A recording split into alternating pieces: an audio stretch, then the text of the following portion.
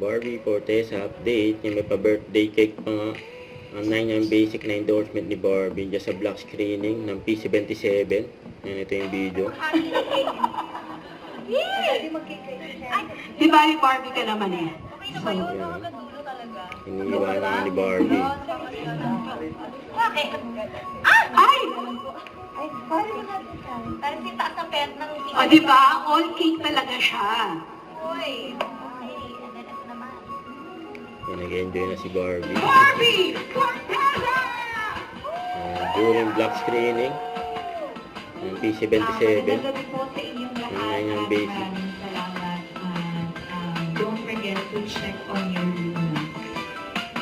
Whether it be a family member, a friend, a special person in your life. I hope this film will resonate with you in a lot of ways, especially, like in handling your personal problems. Salamat for supporting P77 and 9 Youngest. Yan. May flowers din. Siyempre. Si Barbara. Oh, thank you. Thank you, babe. Grabe. Ito naman. Official announcement that I am part of Vitamilk. Ang Vitamilk naman. Your newest ambassador together with David Bicalco, of course. But yes, we are now part of Vitamilk family. Maraming salamat po for entrusting us with your brand. And now, nag-organize po kayo ng block screening for P77.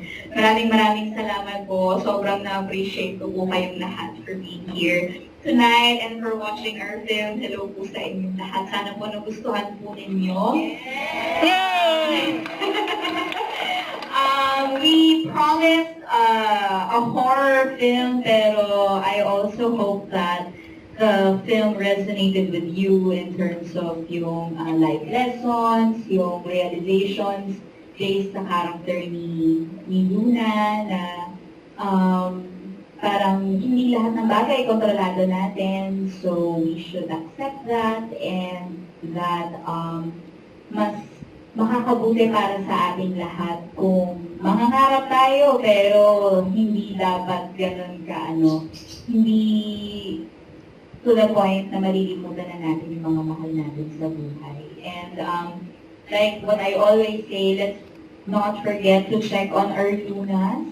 If we know someone who is going through something, I mean, it wouldn't take so much of your time to check on them, kamustahin natin sila, kasi